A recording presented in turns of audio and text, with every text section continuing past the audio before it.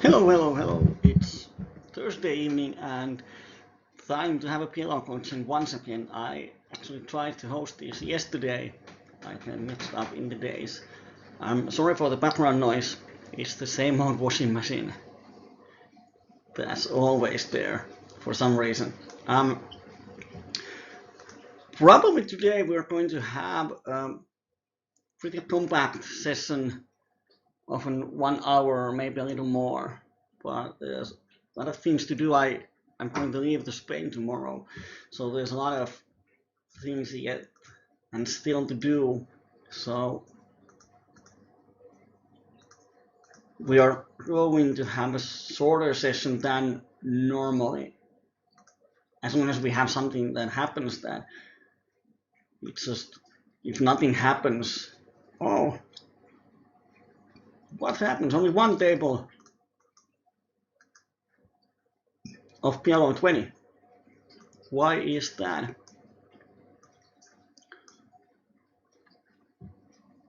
Where are, or do I have some strange filters? No. For some reason, there's only one PLO20 table open, or then I just cannot use the filters anymore. What if we see about PLO40 tables and PLO10 tables?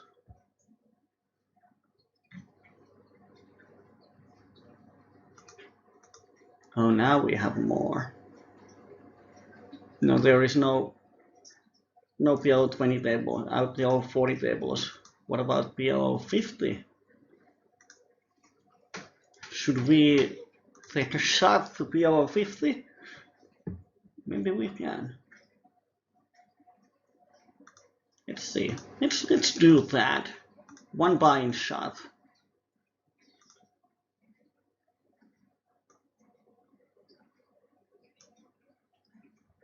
And then, yeah, the volume is pretty loud in the intro, but I like it. We flop two pairs, but it's a five-way pot, so I'm not going to go crazy unless we hit 2 or 8. Then I'm going to open some PLO4 tables to balance things out.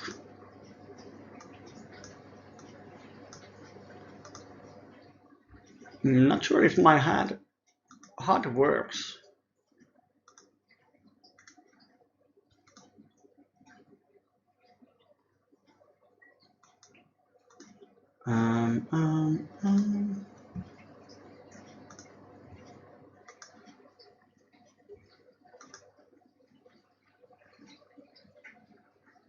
Yes, it works. Nice. It was just a lazy HUD.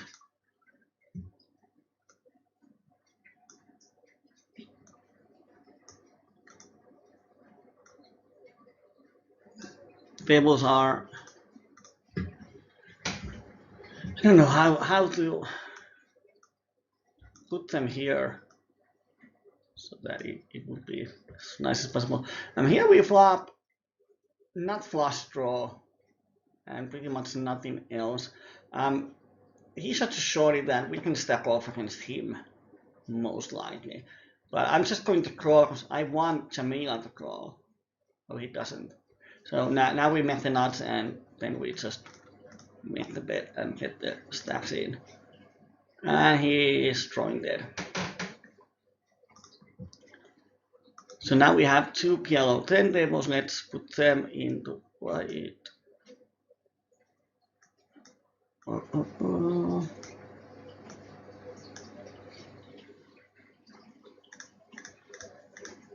Let's put the PLO10 tables to the bottom.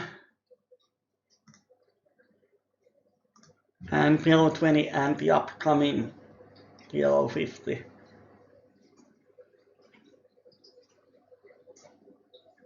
Here. And we have the Twitch chat working, we have the Poker Mania's chat working, we have everything working as usual. When you comment about the hands, 1, 2 on the top, 3, 4 on the bottom, please say the table number, my hand, and so on, and so on, and so on. you know how this thing works. Kings, I actually think that we can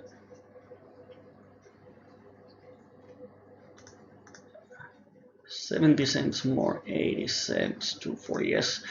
Let's make a small 3-bet, so if the short is shoves and this regular calls, then we can stack off versus him, and which is fine. And if he calls, we can shove. So it puts him in a really tough situation if he realizes that this opens another betting round. And he has been Jack 10-7. He has a flush draw, he makes the flush, and flush holds up. So he doubles up. 30% pre-flop. He's the nuts.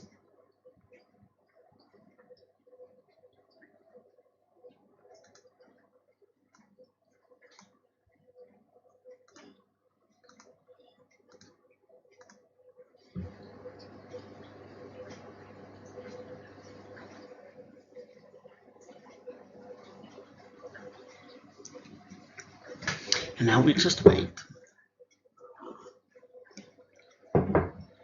Yesterday I was supposed to, or I thought I had a PLO coaching, but then someone said that it should be tomorrow. So I hosted PLO2 coaching yesterday. The idea was to crush PLO2 Zoom, but it didn't go like that. It was far from crushing. In reality, there were just, if I remember right, 3 bigger pods that just happened to be setups or suckouts or whatever. We weren't lucky in those 3 big pods.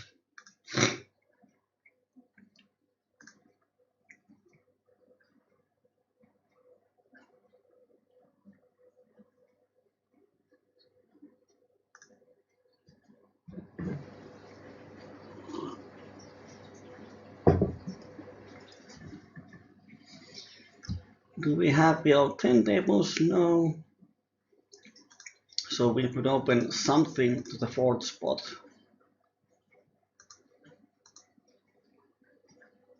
Yes, there is. I'm going to open PLO10 here until we can find PLO50 or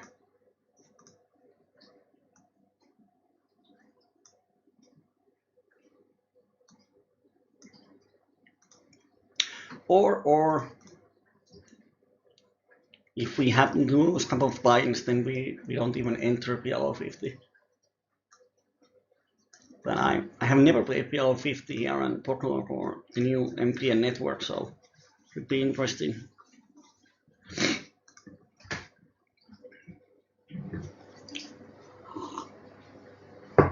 I have no idea how loud that. Oh, now we have the PLO50.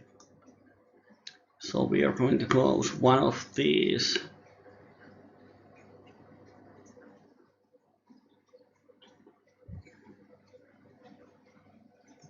It might be table 2. I will keep this for a while.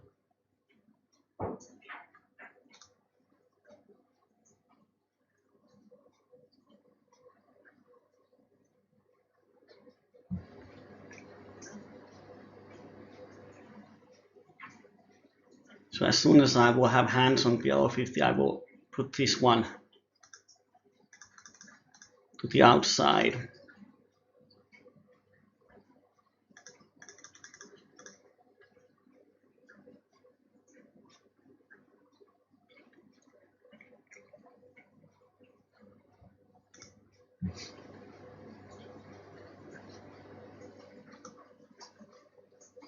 And that's probably happening right about now.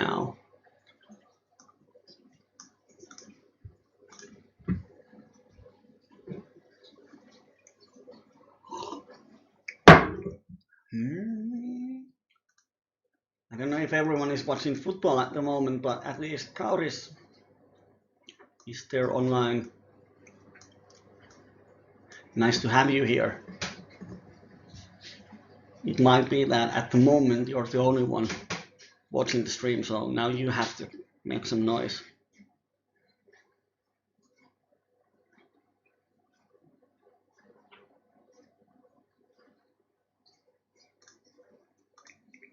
So on PLO50 we have around 1 buy-in. So if we lose one bigger pot, then unless we have made it up in the smaller steps, then we just call it off.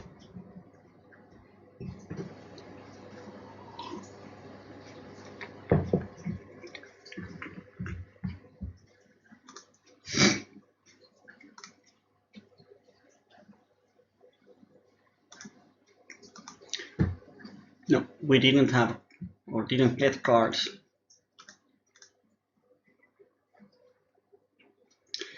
But we have a 3-bet pot on the outside table. I'm going to show you in a while.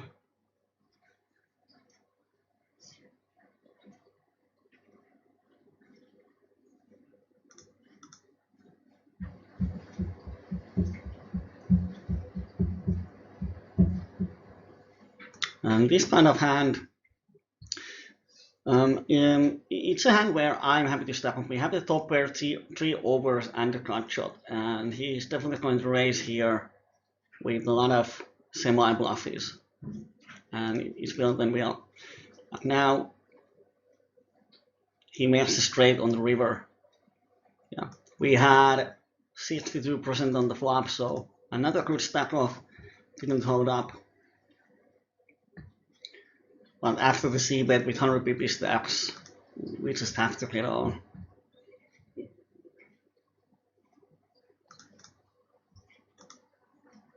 Here we flop the cut shot in a limp spot.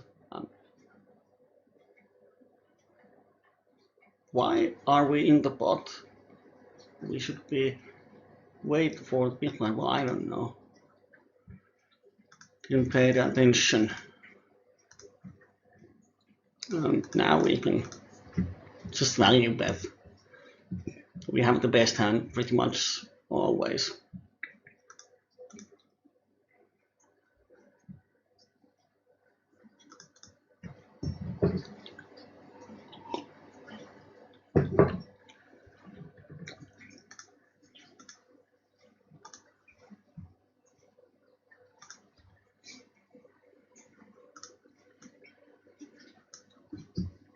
And these are the 5 tables we're going to play with.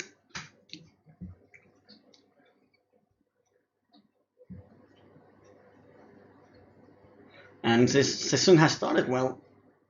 We have been all in twice with the best hand. So just have to be happy about that. Here we have the bottom set, so I'm happy to raise this one. I don't want the free card pretty much,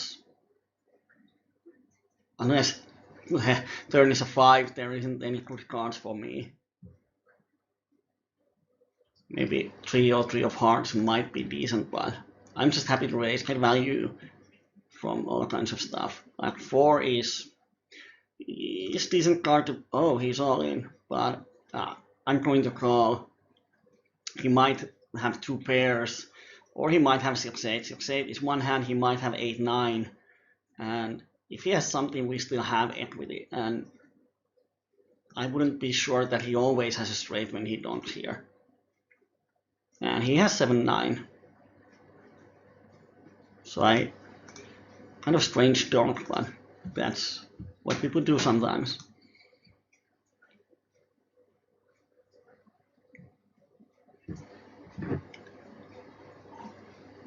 In table 2, PLO50, we enter the pot with not potential, but only flop, non-nutty cut shot, so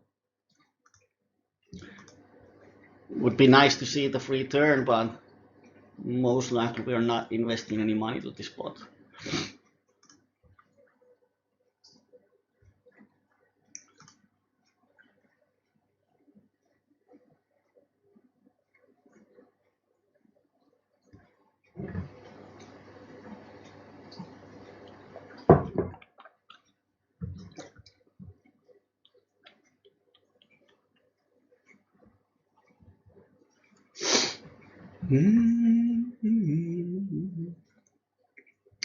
what this guy called with when he doesn't bet the 8th. Kind of strange.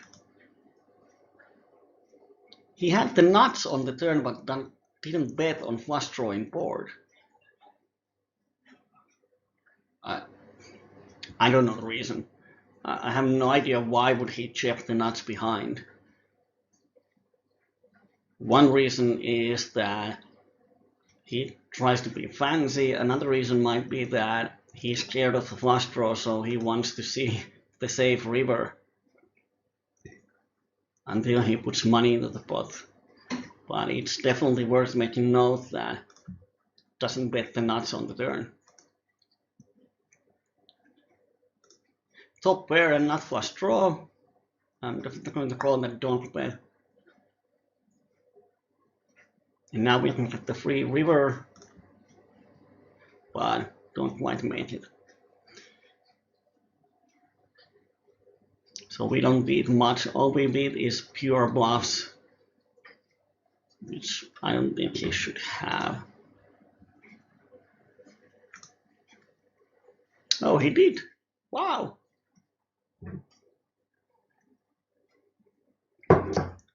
That was a strange dunk bet. People making funny things today.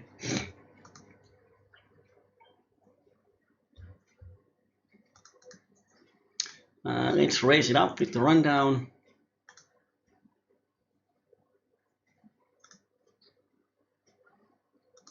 And we hit the cut shot and the flush draw and the middle pair. I'm happy to check here. One is VPIP 70, one is VPIP 60, so not much value. And now we can bet half a pot and get calls from two pairs, straight draws, ace king.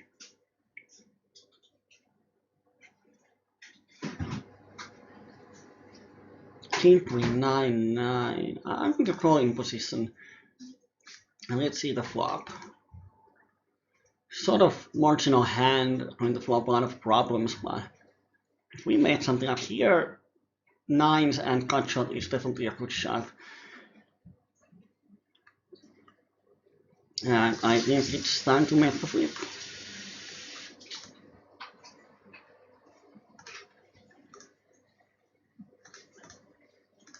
Let's get it in. So, oh, now we really want this board to pair. We have half a pot behind, and we don't know if he has a straight draw or flush draw. I don't want to give free cards. And 8 completes, queen 10, we block one of those, so he might have 10-8 a lot of times, so I'm just happy to shove here. And he has only an open-ender with the flush draw and two pairs. So he had 33% equity. But I'd much rather get the money in with 70% equity than give a free card to 30% equity.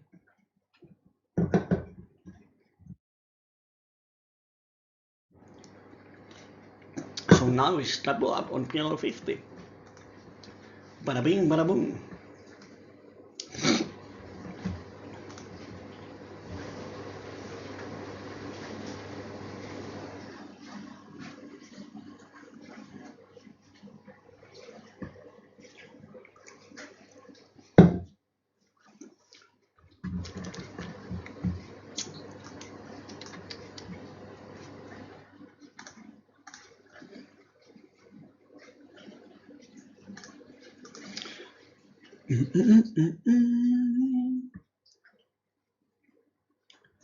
And now we are waiting. I'm sorry if I'm not as chatty as I normally might be. I just got home from football practice, straight to host the coaching. We flop the nuts on table 3. You know that the coaching is going well when you can say we flop the nuts all the time.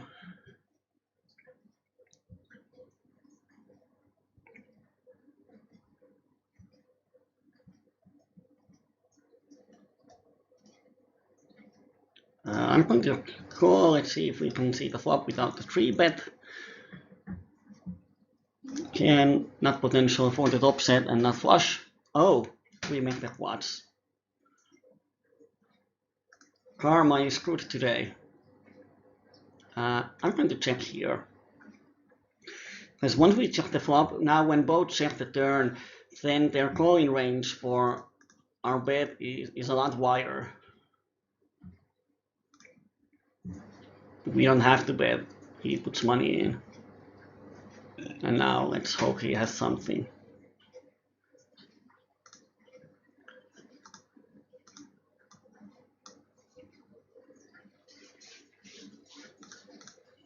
And let's see if we can peel. Wow! I hope he has pocket tens. We have the nuts. So let's just put the money in and enjoy. And he folded. Wow! Was he from Finland? Yes, Helsinki. Wow. That's a ballsy bluff, I have to admit. Of course, when I check the flop, I kind of polarize my range to the quads or air.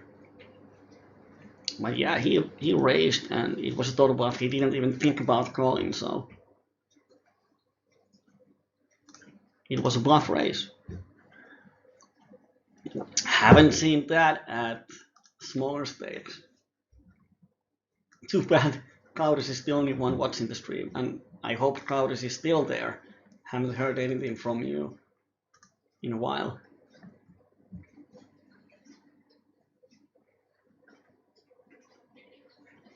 Now it's actually, when we are up 90 euros in PLO50, comes into my mind that, yeah, maybe we should sit out and book a winning session to boost our bankroll. And it's not the most plus EV decision, but there has been some rough times for the shareholders, so it would be nice to give them a nice profit. But let's see.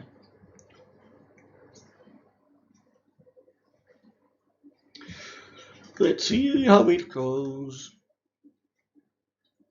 Double cut shot on table 4, worth of semi-bluffing.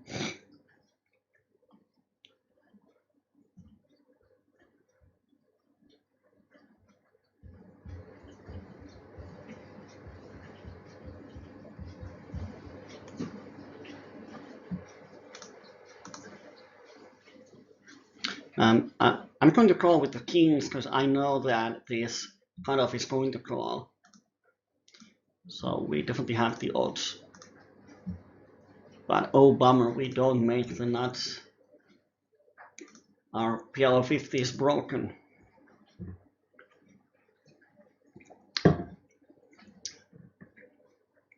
Oh, funny bet, because he's the one who didn't bet the nuts. So wonder what he has here.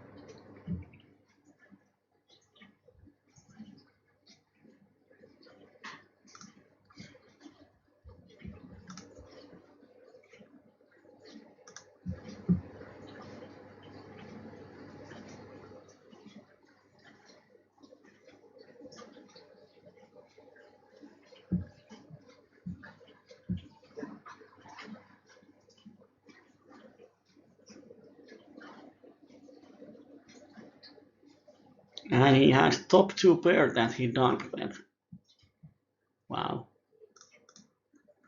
So don't bet the nuts, but don't bet top 2.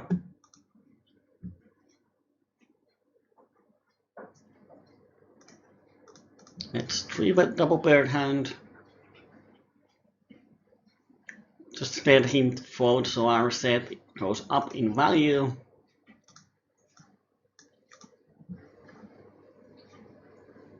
And ace high board is definitely good for us. We should have a lot of folding, especially ace 9 duels. It's really hard for him to call or make a bluff here. But once he calls, I'm pretty sure that there are no draws, so he often has an ace high hand. And once he goes to flop, I don't think he is going to fold it that often. And I would assume that he checks the turn quite often, so we can draw for the no, he bets. So not sure what he has, but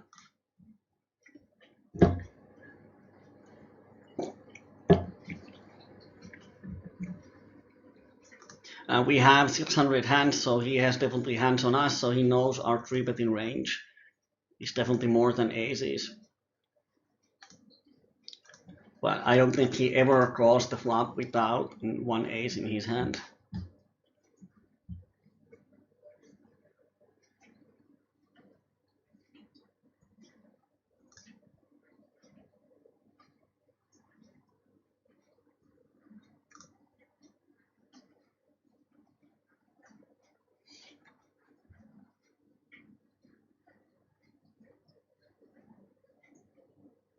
It's one of those spots where we can definitely bluff here, because when they both check, it kind of reduces the amount of time they have a high flush, and therefore it reduces the chances for them having the flush. And even if we check how often they have the flush overall, our bluff is marginally plus EV, but when they both check, it's even more plus EV.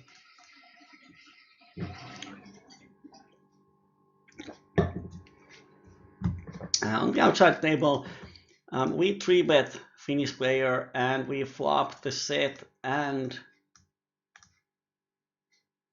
nothing more, but it's a spot where we have blockers to the straight. Board was Jack 8-7, and we have pocket tens, so there aren't that many straights in his range if he raises, and he's going to raise a lot of semi bluffs. So I would stack off my bottom set there.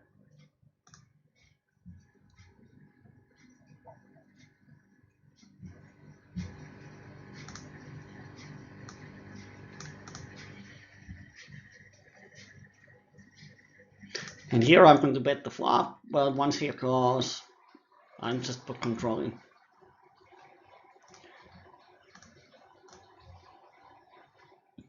And if he bets, we don't beat anything on the river.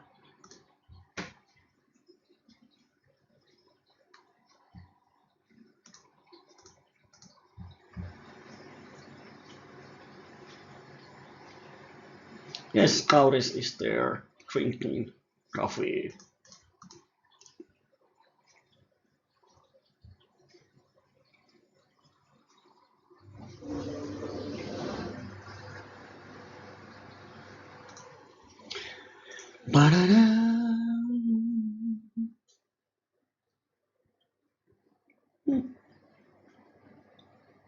It's kind of slow tempo compared to yesterday when we played 4 tables of Zoom. So now it's kind of, what do I do while waiting for the hands? As we don't have any topic. Oh, we flopped the nuts here. It's bet. And on the turn we have the nuts. It's bet.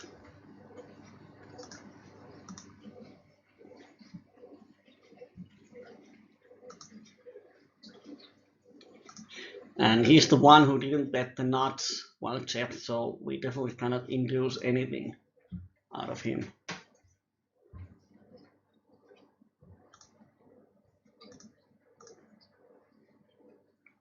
Oh, I was calling because I really expect Don Quixote to call here, 73 and 6, but he decides to 3-bet. Once button calls, we have more implied odds. So now we have to call the 10 BB 3-bet. And we don't hit anything, so he most likely has aces. And we don't.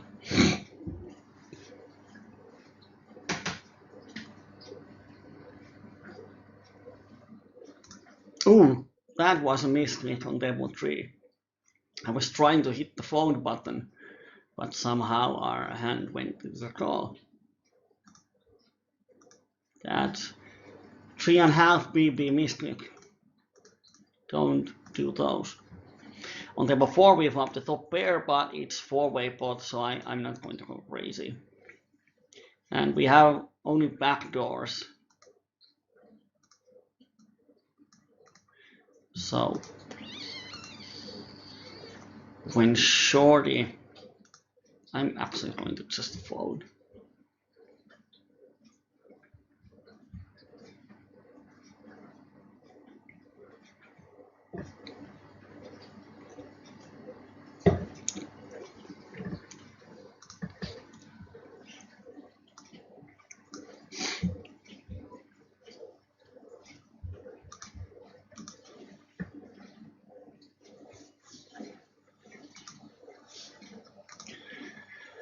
La, la, la, la, la. I don't even know what countries are playing in football. Is it, I don't know. I'm not even going to guess because then people would know or realize that I don't watch a lot of normal football. So I don't know who's playing or what the score is. So if crowd is watching that or anyone is listening while watching football, please join the chat and let us know what the score is and who is playing.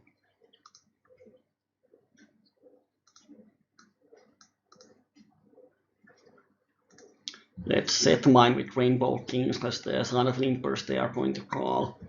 So we can often enter 5-way pot with 50 cents. And we hit the set, which is nice. And now we just have to get value. 5-way pot, I'm just going to don't. And in PLO10, I'm going to use pot size, bet size. It doesn't matter what my bet sizing is, I represent the nuts. And it's up for the opponents to draw or not. And no one called, so probably no one hit the board in any way.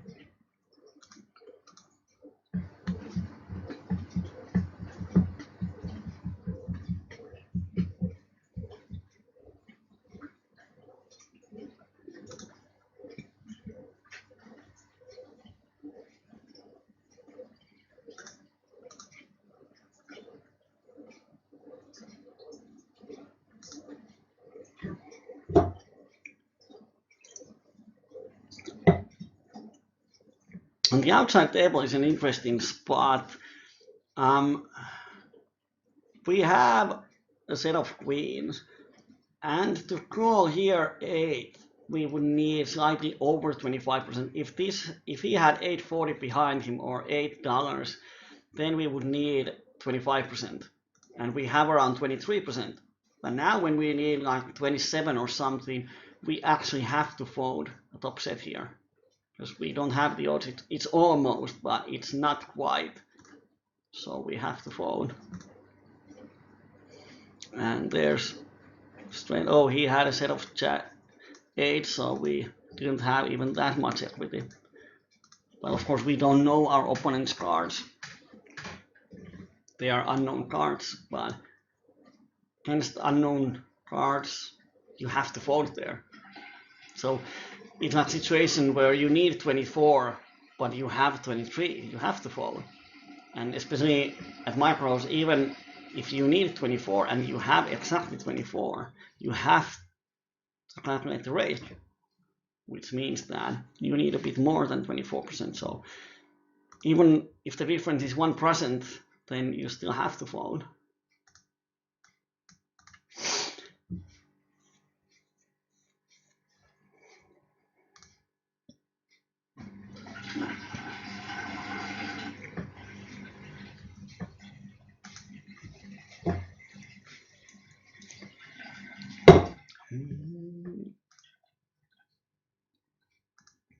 We won a nice $6 pot where we flopped 2 pairs on the outside table.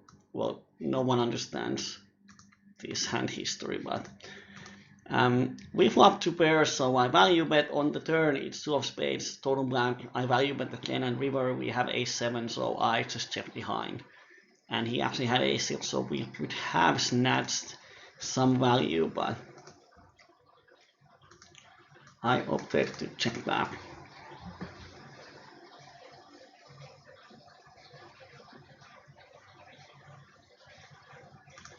Also, I think I should have value betted. He shouldn't have a better. If he raises me, he has better hand for sure, but he shouldn't have. An aggressive player. Of course, Santos has two hands, but it's a 3-bet. If they both fold, then I'm going to just fold. And if at least one of them crawls on table 3, then I'm going to crawl behind. We have position and we have some potential with the hand. And now I'm going to stack off versus him. Oh. It's bet. So I'm going to stack off versus him, but versus Hamid's, I'm going to fold. But I would expect Hamid's to bet if he has a hand when the original 3-better checked.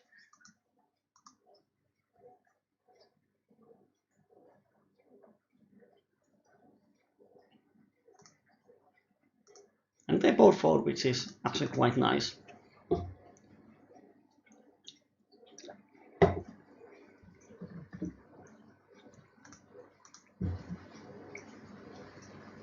Like if he shoves aces there, we are under 50%. We have under 50% equity. So we don't really want him to call or shove there. We are quite happy that he folds. And it's nice to have equity if he calls or shoves. Especially in PLO, it's true that when we make bluffs, it's much better to have some kind of equity, even just a gut shot. It's much better in the long run to always bluff with 10% equity than to always bluff with 0% equity.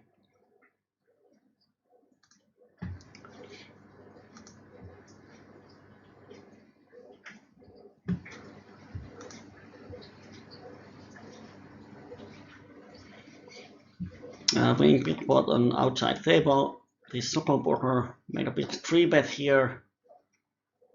And we flop the bottom pair with backdoor flush draw.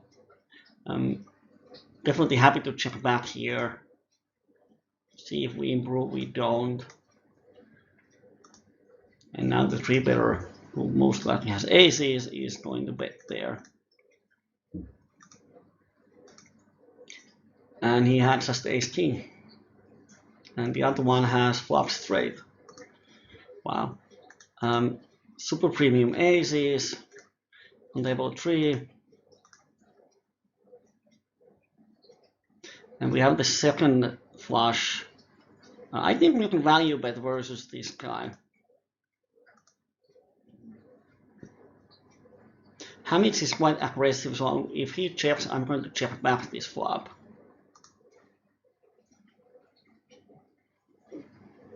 I don't want to give him a chance to raise his flush draw.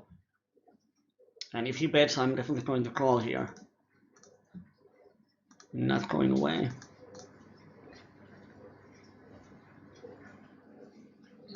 And now I'm just betting for protection. I think that if he wants to bluff, he's going to bet the flop, bet the turn. And now he shoves. We have 3 pairs. And we need almost 30% equity. We have only 6 outs, which is 15% equity. So we are quite far from the required equity. So I'm just going to fold. Of course, he might have something else, but I would expect him to have a straight quite often there.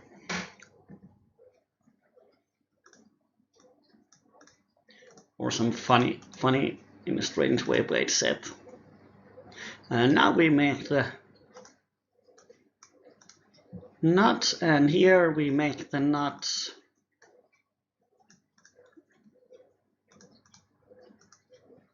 And here we have the middle set and the flush draw. So let's just get it in.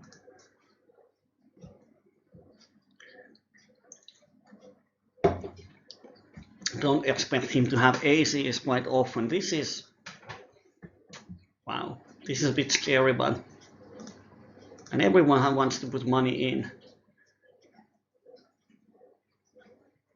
Oh, now we have to shove. And he has He has a wrap and not flush draw, and he has what?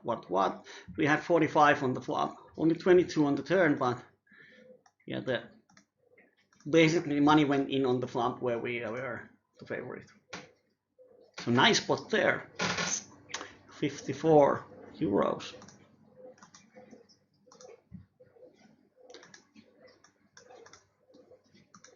So a lot of stuff going on our way, and here on table 4, Joseph keeps folding the turns.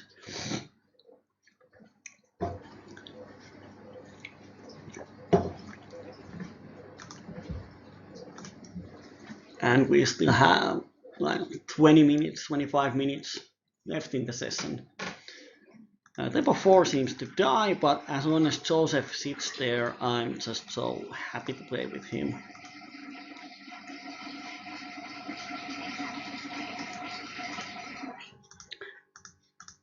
Hamid shoves here with just the pocket kings. Oh god.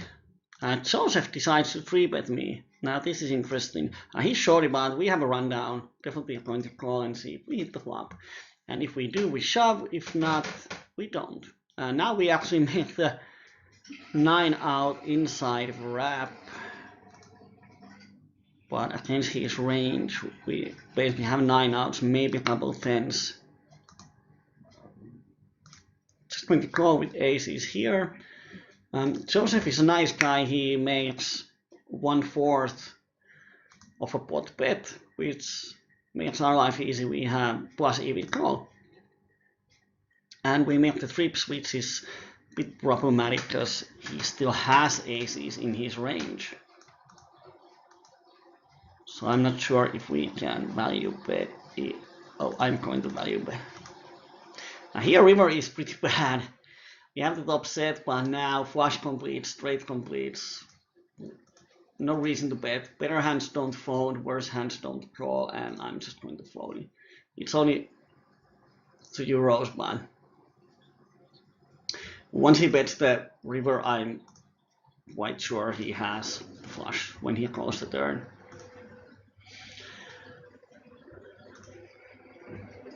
And here we make the trips on the turn with the open-ender. If he bets, we just get it in. Let's see what he has. And he has flush draw, and he makes it 20%.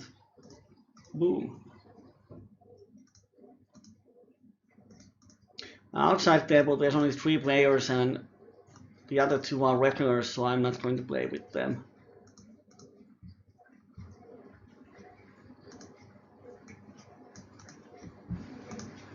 PLO50, we haven't had a hand in a long time.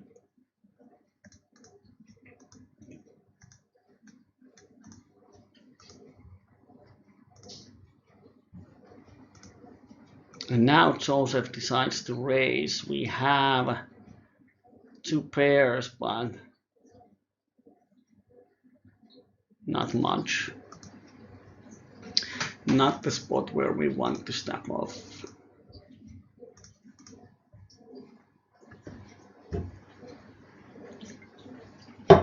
Here, I'm just going to call. If we raise, we are not probably going to get caught by a lot of worse hands. And now let's give him a chance to barrel, because if he has pocket jacks, we are going to lose a big pot anyway. And now let's try to get some value if he happens to have the trips or a straight. And he has pocket 7s. Nice.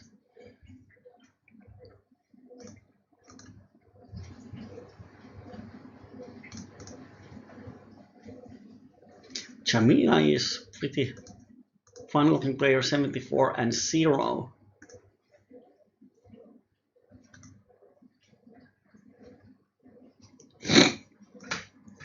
And we make the top pair. Let's make a value bet.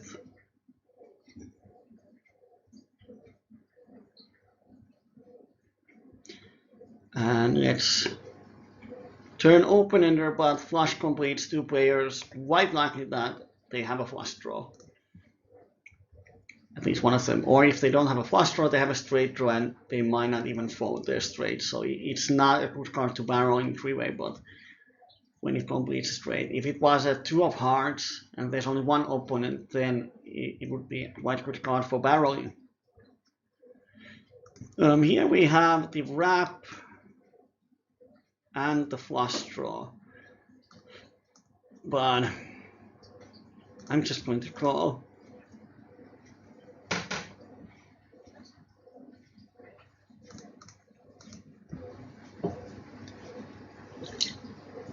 No reason to raise the flop in my mind, especially against two aggressive players. Let them do the betting, and he's such an aggressive that, yeah, he has full houses in his range, but he also has a lot of other stuff, so I'm definitely going to call on the turn. And then river, yeah, we made the flush, but now any pocket pair beats us, so if he bets the river, I give him credit of having the full house. Such a small bet, but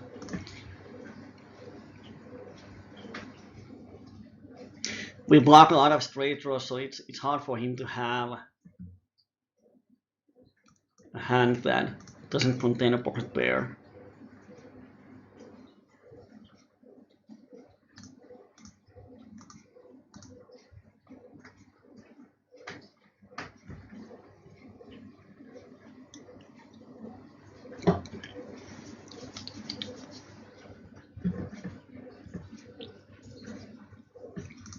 Now we actually have a hand on PLO50.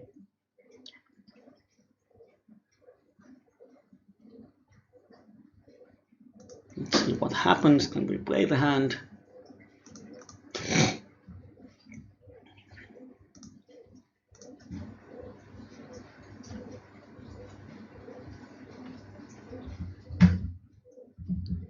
And we win 75 cents. Woo!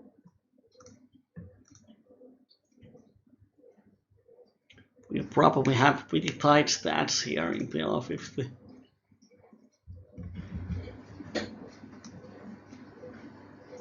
Even the Finnish chat at Pokermania is dead. So I would assume that everyone is watching football except me and Kauris. We are no football men.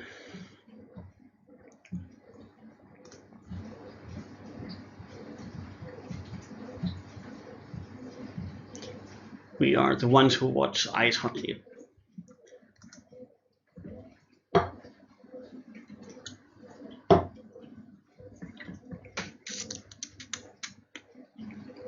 Oh, two pairs on table 4 with the garbage hand. Let's see what Joseph does. He checks, we bet. And on table 3, try is queens from UTG is a fold. I'm going to pot the turn. 4 doesn't complete anything and he has folded a lot of turns. Now he decides to call, so now I am a bit worried. And king completes a queen, then he might have king jack, king 9. There's no reason to value bet and there's no reason to bluff. So let's go to showdown and he shows me pocket threes. But he had a wrap and flush draw on the turn, 43%.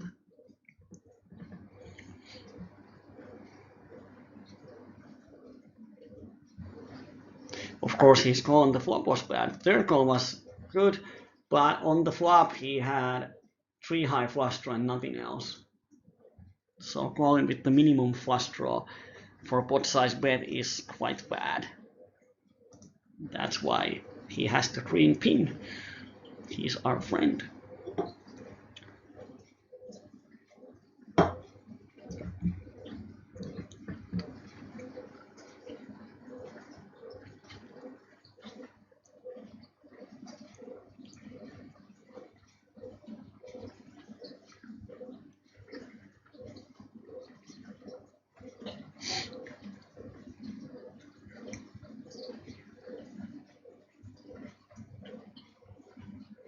Let's enter this multi-way pot on table 3 and we actually flop the cut shot and not flush draw.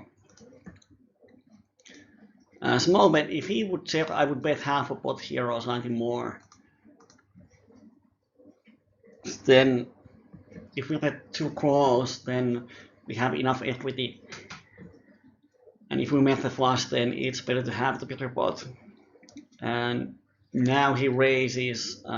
Our straight draw is not to the nuts, but it's close enough. It's the second nuts, and we have the flush draw.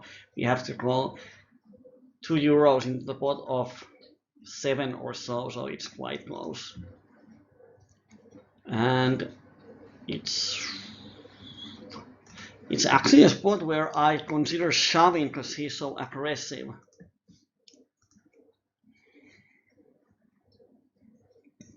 And he might have queen 8, he might have some draws, and if he happens to have a set or something, queens or 8s, then we have the flush out, straight out, and 2 aces. So I'm going to shove here. Let's see what he has. And he has pocket 8s. But we had 33% on the turn, even against the set, and that's the top of his range. So if it was some little bit more passive player, then I would just draw the turn. But against that aggressive player, I'm just happy to stack off there. And of course, we're 150 BPs deep, so it kind of sucks to lose, but we have the equity to do that.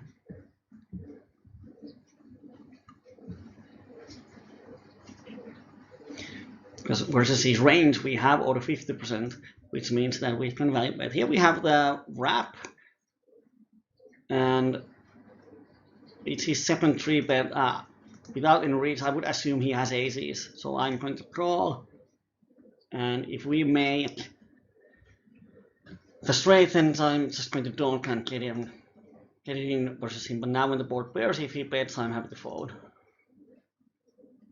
I hope he checks his aces so we can draw for the 2-outer flush, straight flush, but no.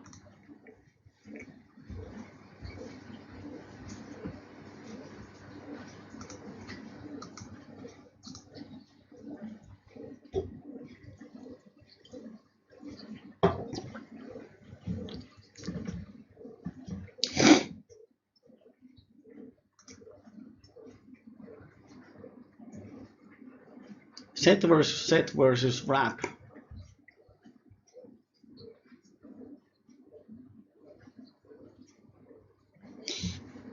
Yeah, clock is half to midnight, and I know for sure that I'm a bit tired because I had to wake up pretty early this morning. It went pretty late yesterday, and I have a lot of things to do still today before I can go to bed, and tomorrow I have to leave to Spain for a holiday. So we're going to end the session in a few minutes. And as everyone is watching football, I think it's fine. And we have a winning session. It's always nice to book a winning session.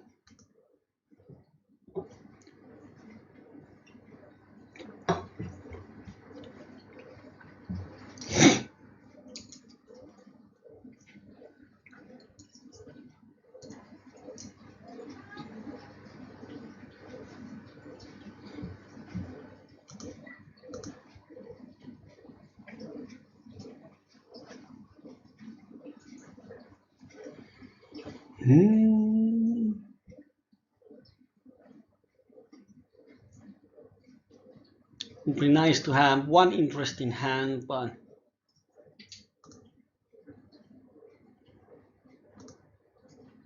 looks like the quiet moment came here in the end.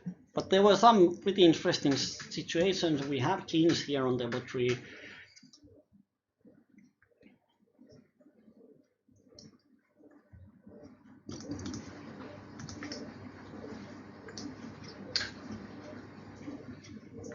But no action. Boo. Now here I'm going to bluff Joseph. He likes to fold turns.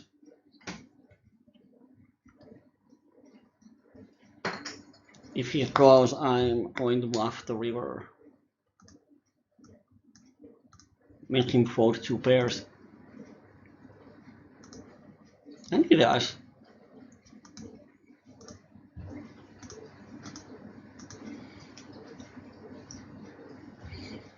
And I even dropped my lucky chip. So the next PLO evening is going to be at the very end of June. It's going to be 29th of June. Yeah, because I will get home at 22nd, but then the flight is at the middle of the night and arrives in the morning, so I'm pretty tired and messed up. So we're going to have the next coaching on 29th day. So there's one more coaching in July. Sorry. But it means that we will have, let me see, we'll have 1, 2, 3 weeks without PLO evenings. I might stream some PLO2 Zoom fun stuff from the Spain, but I have no idea what the internet connection is there.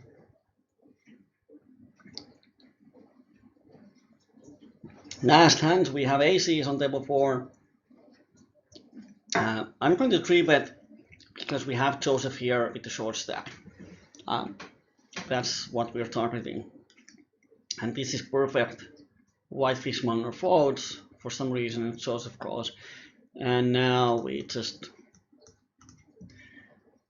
want to draw him for playing stacks, and we can, and he shows us he's drawing almost dead on the turn. Yes, he is.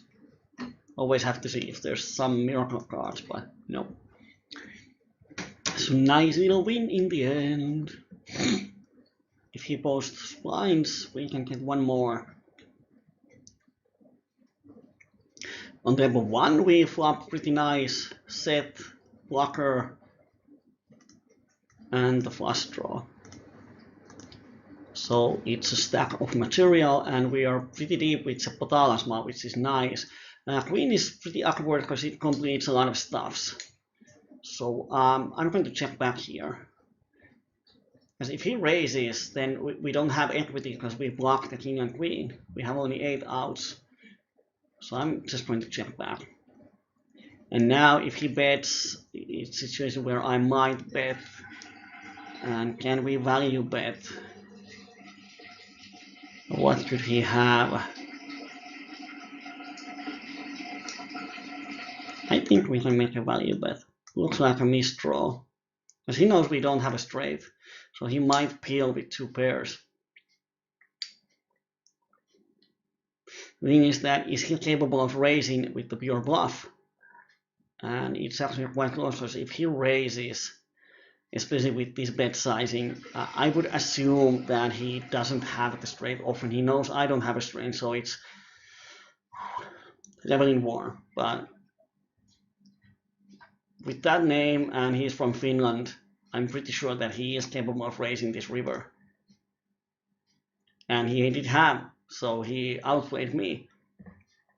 Especially when he made a quick check on the river. It really looks like he has a hand that he check calls or check folds. But he played it nicely. He waited along on the river with pretty nice timing to look like a bluff.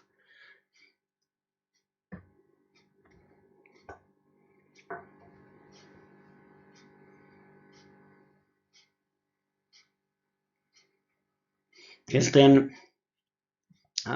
reason why I think he shouldn't have straights is that when I check the turn, he knows I don't have a straight, but often I have a bluff catching hand, which means he can bet the river for, it looks like a bluff, and I'm going to call, because then if I have a hand like 2 pairs, or even a set, I often going to check back the river, so I don't like his check raise on the river. To be able to check raise there, he kind of needs to have reason to believe that I would bet my bluff catching hands. So those set of kings and jacks is like, if I didn't have a blocker to the king, I would check the river. I would not bet it. But now when I did have a blocker, I made a thin value bet and he raised and got value actually, but his check raise on the river, I don't like it in that spot. He gets better value by just betting himself. But this time it paid off. I had the perfect hand for him to do that. So we lost €9 in the end. Woohoo! Let's see what was the result.